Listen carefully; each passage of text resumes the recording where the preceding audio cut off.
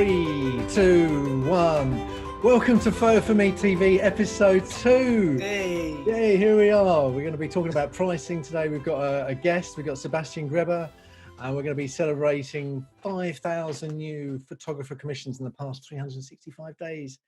5,000 photographer commissions, quite a big number. Really, really exciting stuff. But before we start all of that, Mark. We got photographers who've sold for the first time now. So we've got it's a slightly shorter list, but it's still a good list. It's Rob Pitt, Ian Tong, Simon Mills, Peter Sheelan, Simon Wilkinson, Lee Ritalik, Gordon McLaren, and our special the person from last week, which was Hannah Watson, who came. We talked about it in the critique and stuff like that, and she's gone back. She's reviewed her keywords, and she's sold an image of Durham Castle. So that's absolutely corking. Yeah, That's well great. done, Hannah, yeah. So well done, Hannah. What's fascinating about that one is that that's the exact same subject that we actually spoke about last week. Yeah. And there you go, with just a little bit of revision, the same subjects actually managed to sell. So that's huge. Yeah, it's brilliant fun. So there's been a little bit of a chat around what pricing is going to look like, and it's now live. You can go and actually price your images with this new tool that we've built. And the important thing about it is we've reduced a lot of the variables that you had to do before. So you can just set your minimum pricing and then a percentage slider. But I have actually recorded a video, and it's all on the page. You can go there and watch that in more depth. So pricing's had a real lot of attention the last couple of weeks. Been working on that.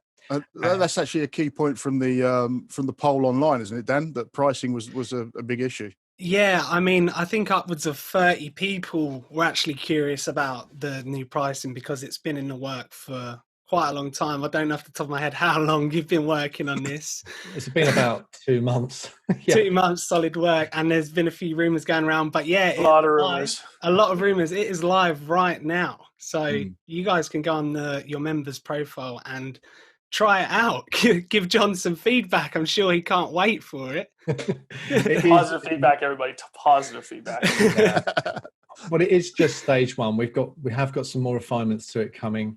And that will get rolled out probably next week or the week after. So exciting to hear about the feedback around that. And there's only 9 days to go for automatic entry into the prize draw. So if you do have time, upload 30 pictures and you stand a chance of winning £500. Over to you, Mike. Anyway, let's talk about products. What is selling? A lot of just different pictures this week. Nothing really on scale to say one, I guess, category outselling another. But we all know that Remembrance Day is around the corner, so we should be ready for the emotional connection between poppies, remembrance, and everybody's favorite subject of airplanes. So if you do have some good pictures of poppies, airplanes, or collaboration pictures, do get them up right away, because I think they could be a pretty good seller right now. And then we're nearing 1,300 reviews at the moment on Trustpilot. So really, really positive feedback, getting reviews daily now. And really just overall. There was one person, was it from Marlow? What was the review we had last week? Yeah, it's from Polly. I'm trying to, I thought we had it up, but I don't. Can we swing back in on that one, just because I don't have that up in front of me? Give me a second. Yeah, sure. So having just moved away from Marlow, I wanted something to remind me of my life there. And Photo4me had it.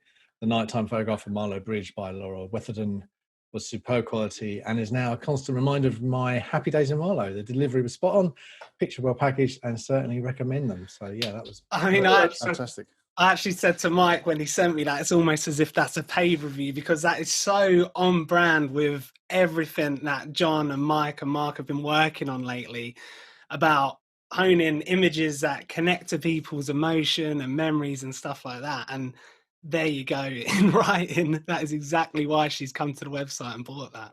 That's right. And shout out to Laura for selling. Yeah, absolutely. And we're still working on a really nice way of displaying what search terms are being searched for weekly, but it's definitely black and white photography and a lighthouse. Yeah, and sorry, John. And also, just one last thing for the members is when you're resetting your passwords, make sure that the password strength field is all the way at the end, and it's a solid green. Because if you don't, and it's just before that full strength, the password will change, but you'll get caught in a password loop where it won't be strong enough to get you into your account. So just make sure that when you do reset your password, it is all the way at the strength bar. Okay, that's good. Nobody wants to get caught in an infinite password. No, definitely. No, definitely not. But yeah, back to what John was saying real quick. It was actually within the top 5 search terms this week. 3 of them happen to be black and white related. So any photographers out there that are focusing on black and white photography, you know, you should be having a field day if you can get your keywords right around those terms, because upwards of 1,500 search terms have actually gone out for black and white related photographs, which is huge. It's massive. That's right. Okay, so what was the next thing we're going to talk about? Now we're going to wait until Sebastien. This Good next intro, boys. There we go. All right, 3, 2, 1.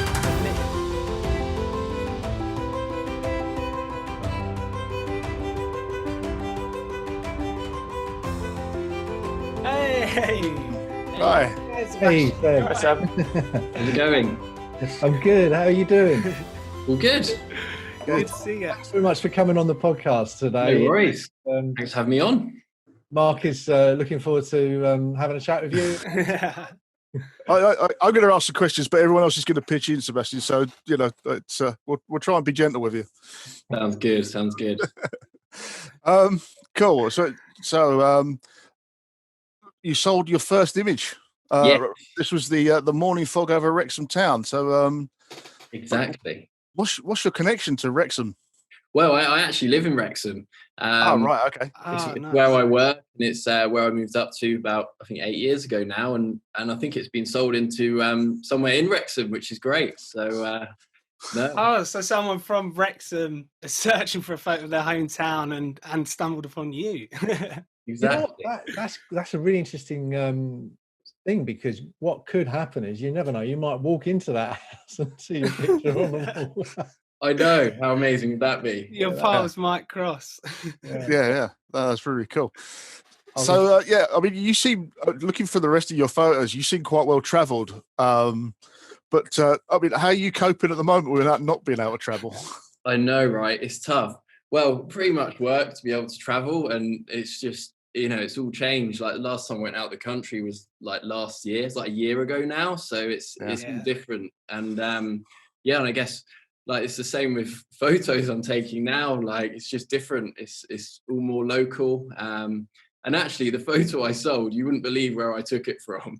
I took it out my bedroom window.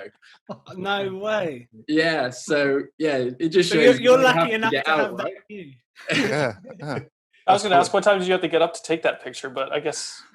Well, because of the time of year, I don't even think it was that early, but actually don't have any blinds on, just because the view's so good. So I can see the sunrise every morning. Really nice. How much has your portfolio actually changed from the restrictions of COVID? Because like you said, so many people are just stuck within their local area. How has that affected the sort of photos you like to take, and how do you go about dealing with that? It's a good question, actually, and I've actually found myself going back through a lot of pictures I've taken over the years. I've got, you know, terabytes and terabytes of photos that I haven't really taken enough of a good look at. So I've been going back through a lot of the ones from, you know, traveling, but then also, you know, basically it's just got to change now, and everything's more local. We're just going into another like firebreaker lockdown on Friday, I think it is. So I'm not going to be able to get far. I think that's a really good point from an artist's point of view as well, is that when you go out, you build this back catalogue that half the time you don't even think about revisiting. You know, photos from 2.5 years ago that you took, you put in the trash pile, you think, oh, they're not that great. but you've gone back, found a couple gems. When was the Wrexham photo taken? Was that a recent one, or? That was actually one I put on quite a while ago. Actually, that was an older one. It was taken a few years ago. I think I put the first photos on about 3.5 years ago now, but that was one of the first. Ah, great. So I mean, you think there's enough in your local area while lockdown's going on to get a few more shots? Well, it depends how far I can travel. Like, not far from Snowdonia, and that's one of my favourite places to take pictures. Right. And just the hills around here, stunning. And I guess like there's other things to take pictures of as well, other than scenery. I'm finding myself taking a lot of pictures of food at the moment. So yeah, I did check out your Instagram, but I saw many more dogs than food. Oh yeah. Don't get me started on my dog. I'll be here for hours. But yeah, I got a puppy as well. I've had for about 8 months, and pretty much every picture at the moment is of him. So yeah. Oh, I mean, everyone loves a dog, right? When's he going to end up on Photo4me? Well, that's the thing. My parents did make it on early on, but I don't know. I'm just not sure whether anyone would want him on the wall. Yeah, dogs and animals are always a tough subject to sell because everybody wants their own dog. They don't want somebody else's dog. Yes. So it's got to be so, I guess, emotive in that sense that it could be anybody's dog, and it has to remind them of their own dog. Yeah, it's a tough subject to take a picture of. Speaking of we have sold some pictures of black labs. Yeah, we have. But they're quite. I wouldn't say they all look the same, but they have a sort of continuity about a black lab. I think I approved some Westies actually, some West Highland Terriers in the last 24 hours. So yeah, I think dogs are popular. Speaking of animals, I'm going to bring the photo up now. Where is this photo taken of the sheep that you got a lovely reaction from? Oh yeah, sheep. Yeah, there's plenty of sheep around Wales, right? Was that the one in Ogwen Valley? I think so. There's two. I think there's two where you seem to sort of get a reaction from sheep as you're taking the pictures. Yeah, well, they're the perfect subject, right? And the only thing out on the hills. How do you make a sheep curious? That's the question. What were you doing? I think just popping out of nowhere. Popping out of nowhere, no dodgy noises, like impersonating a sheep. So I mean, what do you think actually, in your opinion, makes a good photograph? That's a good question. That is a good. That's probably the hardest question, to be honest. So I'm here to challenge you. You'll see what else Mark's got up his sleeve. Don't. Well, I think I got my first DSLR about 7 years ago now, and before that I was just taking pictures on my phone. And at the start I was thinking, I'll get a new camera, that'll sort my photography out. But composition really is key, and I think soon after composition is probably light. And I think if you get those two right, I think you're onto a winner. And you can get a composition pretty much anywhere, like even around the house, something that can really draw your eye in. But I think that's key, and that's why I've got so many pictures that I'm not very happy with. I just don't think they really draw you in. So I think that's what it's about, but I can't explain how. That's what I think you're certainly being modest, because when I first reached out to you, one of the first things you said was, I'm not a professional, but honestly the quality of the photos you have are amazing, and you said you started taking photos 7 years ago. How long did that transition take to actually start trying to sell your images online, from the minute you bought your first DSLR camera to building the confidence to put yourself out there? Well, actually, the first photos I put online were on Photo4me, and I was actually showing a colleague at work some of my pictures. And he said, "Oh, you should put them online. I've had some pictures sell." So yeah, Graham, my colleague at work, he was like, "Oh, you should get them on this website." So that's where it really started. Nice. But yeah, no, I've always been, putting stuff on social media, and people have said, "Oh, that's a nice picture," but they're not on anyone's walls apart from my parents at the moment. So it's good to know that someone else is going to have one of the pictures on their wall. Yeah, that's amazing. That is amazing. Yeah, I mean, have you tried to sort of sell or market your pictures anywhere else apart from social media or Photo4me? Yeah, I have. I haven't had any luck really. I've tried on a few other sites, but I think, like everyone keeps saying, you've got to have a connection to the picture, and I think there's millions of pictures right online, and I think if you focus in on getting that right, I think it's definitely you know, it's going to sell. But without that, and just sort of flooding, you know, pictures on websites, I think it's a lot harder to sort of break through with an image that's really special. Yeah, definitely. I mean, there's no coincidence that the person who bought the Wrexham photo lives in Wrexham, right? Yeah, exactly. No, that's true. Go back to this thing you said, you're taking more pictures of food. I mean, for me, that's an emotion that I like to capture, because you're constantly hungry. I don't know. Have we got many pictures of food on the site? I don't think I've seen any actually, Mike. No, we normally flag it up for stock because it's a tough sell. It's not really our market, Mark. No unless it's a emotional hot food. That's it. And then I'm mouth. Oh, We can't. yeah. Well, you and I both can't walk away from them, can we? Easy, boys. Well, look, I know Sebastien does have to go. He's working from home life like we all are. How are you finding that before you go? To be honest, I should have thought that through if this is going to be rolled out, that I'm sort of working. But yeah, anyway. Lunch break. It's your lunch break. Yeah, that's right. It's different. I can go into the office, into the lab, and work from home. I've got like a balance at the moment, but I've got my screen set up. Everything's, you know, all good. It's just different though. Can I ask what it is you do for a living? Because a big part of our community is that it's, you know, hobbyist photographers that can go out on the weekend, get some photos themselves and sell their art really easily. So how do you balance your work, hobby life? It's a good one actually, and it gets to the travel as well. So I work for a company that manufactures materials for aircraft, so composite materials, carbon fiber, resin, etc., and sort of work with our customers to help put those materials onto aircraft, basically. So part manufacturing, and through that, I've travelled all over the world. You know, as far as Australia, a lot of time in Russia, etc. So I've actually taken a lot of pictures while traveling with work, because you know, the mornings and evenings are, you know, a great time to get out and take some pictures. So instead of like going out or doing anything like that, it's, you know, nice to just go out with your camera for a walk. So yeah, I would say that it actually helps. I can't just go out obviously during the day every day taking pictures, but I can use the traveling aspect to definitely help me out. Yeah. Well, I could. You could if you're allowed. Yeah, and no one really wants to make aircraft at the moment, so it's a little bit difficult. I can imagine.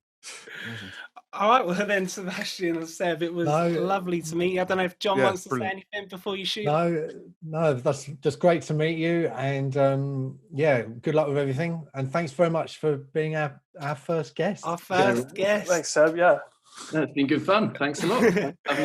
Well, hopefully stay in touch, and we'll see you in the Facebook group, right? Definitely, I'll be there. All right. Stay safe. Thanks, Seb. Cheers. Have a good one. Bye. Brilliant. Okay. Well, thanks very much again, Seb, for coming on. And we're going over to Mark's Member Success Corner. Yep. Okay. Let's just let's do my share the screen bit again. Hey, there we go. Our favourite part. Yeah. There we go. So, again, we've been going for approvals, and lots of new members coming in. We got this one here from Cecil Owen. Cecil's been uploading quite a few images. It's quite nice. The only one that we would say again is putting the locations in the keywords. So, Cecil, if you really want to get these images sold, we need to get those locations in the keywords there. And again, you know, with this image here, lovely image. You have got the keywords. You have got a location in there, Carrickfergus, but it's in the wrong bit, or you need to add it to the keywords. Yeah, people won't sell it. And also, you've got other words in there that aren't, you know, like skyscraper. There is a lighthouse in there. I can see it. Yep. So you've got to be mindful of the fact that the keyword assistant is there to help people. So you could have used Carrickfergus Castle in the keyword assistant, and it would have found you probably a better selection of keywords than the ones you've used, and you would definitely have a chance of selling that picture. Yeah, no, I think that's also been a talking point in the Facebook group. A lot of people are mentioning the fact that the assistant is bringing up some keywords that aren't quite relevant, but again, you know, treat it as an assistant and pick and choose which ones that you think would be most suitable for your image, because obviously every image is so different and the assistant is really there to assist you guys in that. So we're definitely going to be, we're definitely going to look at the keyword assistant now that the pricing tool's finished. We're going to switch back and have a look again at the keyword assistant, because I think people maybe still aren't using it enough. So we're going to work on that. Yeah. Okay. So yeah, just things to bear in mind, because there's some lovely images that probably won't make the mark if they haven't got the keywords right in there. And Cecil, if you are watching it, don't forget, we've had people we've helped on this podcast last week, and through the help have then gone on to sell as a result of that. Yeah, that was Hannah. Yeah, that was fantastic. So yeah, so it does pay dividends. And then we got Gareth Lovering here. He's put some nice images up this week as well. We got this one here from Swansea. Again, it's in there, but it's not quite in the start of the keywords. If you put the location at the start of the keywords, you've got more chance of being found. But they're really good. And actually, one of his images is one of my favourite images this week, which is this one here. Yeah, that's amazing. That's a really great one. I just want to be in that water actually with the surfboard as well. So you don't know how to swim, Mark. Yeah, I'll take umbrage at that, sir. I can swim, just not very well. And fat floats as well. So don't mention the riptide. Don't mention the riptide. Yeah, that's not good. Then we've got Aaron King, who's been uploading some images as well. Again, nice image from Aaron there that sort of draws you in. But keywords again, Aaron, we really want you to sell some images, but you need to tell us where it is, so that people can find their emotional connection with it. So there's that one, and also this lovely image here, because again, I should probably be on holiday, but I'm not, in a nice sunny part, and Cuba is definitely one of the locations I'd love to go to. And Janie has put this image of Cuba up there, but Cuba's missing from the keywords. Havana, Cuba is missing from the keywords. So Hannah, people will want to buy this, but they need to be able to find it. And also, if you could figure out what the make and model of the car is, that would be also helpful. There you go. Yeah. I think another thing that's quite clear is that the descriptions are, only 5 to 6 words on a lot of what we're seeing. And it was actually a user in the Facebook group called David McFarland who recently sold an image of a bomber going over a field, and he explained that his description told a little story of a crew on a Lancaster bombing flying at dawn, and he himself believes that if he didn't tie some emotion into the description and explain what it is, this is actually a photo of, of course we know it's a vintage car, but what's the story behind that? Why would someone buy a photo of the vintage car? That can really help. So you can take that step further by improving your description, trying to draw a buyer's attention a little bit more, as well as improving your keywords so they rank higher in the search. And that also works, John, that also works for Google organic search as well. The better the description, the better it should show up on Google as well. Yeah, that's right. So the more specific the keywords are to the subject, and then the description as well, the more relevant words you're using in there, it will move up our search ranking, and Google will take more notice of it as well. So it's not just on Photo4me. Google will take more notice of it, and therefore your pictures will get shown more, particularly for our paid ads campaigns. Yeah, exactly that. And I've got a couple of quick top tips here as well for approval. First one is check the horizon. We do chuck out quite a lot of images because the horizons are slightly off skew. So, get yourself a spirit level.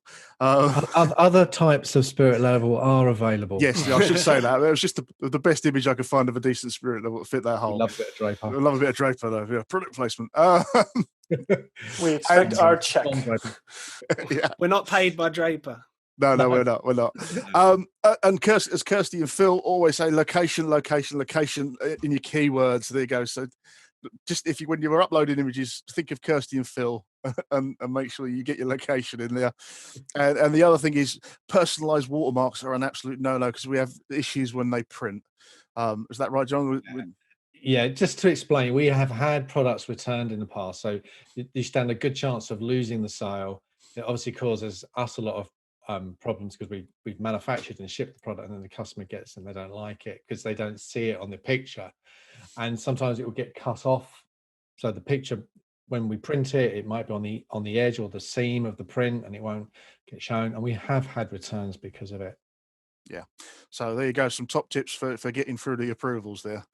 That's me done, guys. Oh, I should actually just mention though that there is a slight delay, Mike, isn't there, in approvals because we've had so many people, new uploaders at the moment, that there is a bit of a backlog. So please bear with us, people. We are trying to get through those. Yeah, we do see your comments coming in from reasons why declines are getting, pushed through. But I am getting around to replying to every single one of you. So do hang tight for the time being, but I will get back to you. Yeah, because he can only do several thousand words per second or something on the typing. Like that. Yeah, and he is getting buried with emails at the moment. So, and remember David McFarlane's word, he wasn't going to upload, but he saw the 30 target for the price draw and thought he would, and then he's gone and sold a picture that he wouldn't have uploaded had he have not done that. So it really is an incentive for everyone. Well done, Dave. Yeah, well done. Dave. Right. So just to recap, really, thanks very much for tuning in again. So we've got a couple of things. Actually, no, sorry, Dan was going to talk about some feedback from the polls, weren't you? Yeah, I think we just wanted to acknowledge the fact that we are reading your guys voting for what you want to see in the podcast in the future. Of course, the big one was pricing. Like I said, that is live now. Isn't that right, John? Just yes, it's live. It's live now. Yeah, people. I've already seen that a few people have used it already. So, yeah, I'm looking forward to feedback.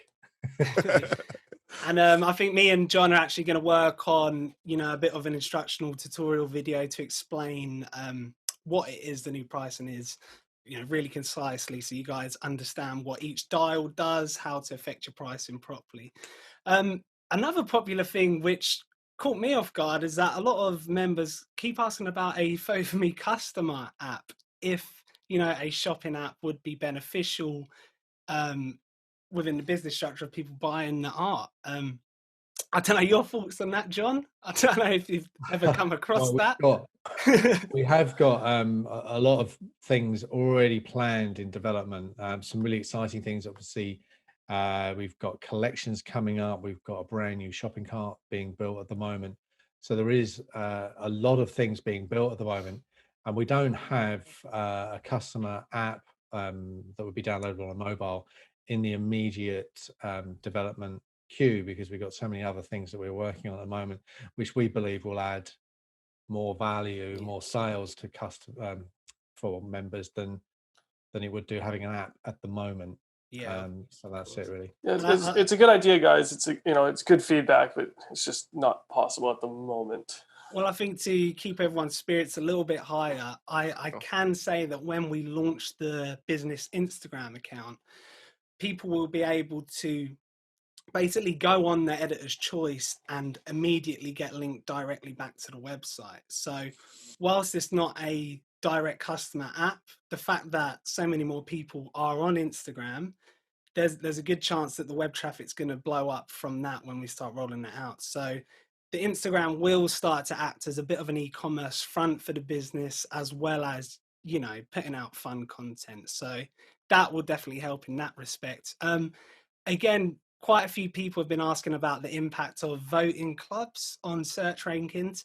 This has been a topic, from my understanding, that has been going on for a long time. Day one.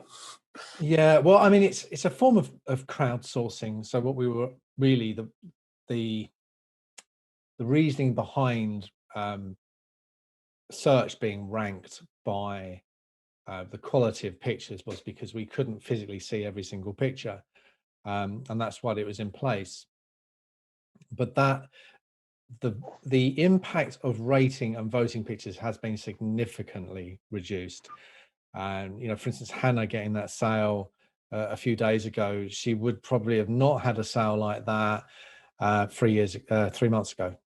because she would have uploaded the picture, wouldn't have been seen by enough people, wouldn't have had enough ratings, and therefore it wouldn't have gone high enough in search. And so as a result of that, our search pages are fresher, newer, and as a result of that, sales have grown as well. So it's more beneficial now than it ever has. So voting clubs, I believe they do exist. It's not something that I ever thought would actually happen from that kind of site. But we are now starting to look at other ways of ranking pictures, i.e. what commercial views are like, rather than just what the members do. So it will be again a way of reducing the way that some people are gaming the system, as it were. So yeah, you're going to look out for that in the next year. So in a nutshell, it's been dramatically improved. And I think Hannah is a perfect example, right? You know, she's just joined. She improved her keywords within a few days and her image sold. So and sales are up, 300% on what they were at the beginning of the year. So, enormous growth as a result of that. So we are going to continue with looking at ways of improving search even more than the work we've done already. Yeah, definitely. Again, before we wrap up, a few people did ask about if there's any tips to market themselves a little bit better on social media. And, aside from what we have planned that we're going to start to roll out as a business, which will surely help you guys, such as the Instagram storefront, one of the easiest bits of advice I can give for you guys to go away tonight is to look at other people within your field. For example, if you have a style of photography such as food, landscapes, any niche, find someone on your level that's doing slightly better than you on the social media profiles, and actually just take time to see what they're doing. It doesn't quite matter if you understand exactly how each social media platform works in depth, but just get a glimpse of the types of content they're putting out, how often they post, the types of hashtags they're using, and by seeing how other people market themselves will really help you to start thinking, well, am I doing this myself? How can I improve this myself? So again, the social media is a huge topic. We will probably roll out some more in-depth tips as we grow, but go away tonight, look at what other people are doing in your field. Don't compare yourselves to the huge titans with 1 million followers, because that stuff does not happen overnight. Look at people with a few hundred to 1,000 followers, see what they're doing and see how you can improve your own content. And that is a great point to start at. Yeah, brilliant. Great. So thanks very much for watching, and recap with the new pricings live. Thank you very much, Sebastien, for coming on the show, and we will see you all next week. Yeah, look forward to chatting with people on social media as well after once this is out there. It used to be quite good fun. So see you later. Thanks a lot. Thanks Have a good week, everybody. Guys, take care. Bye. Bye-bye.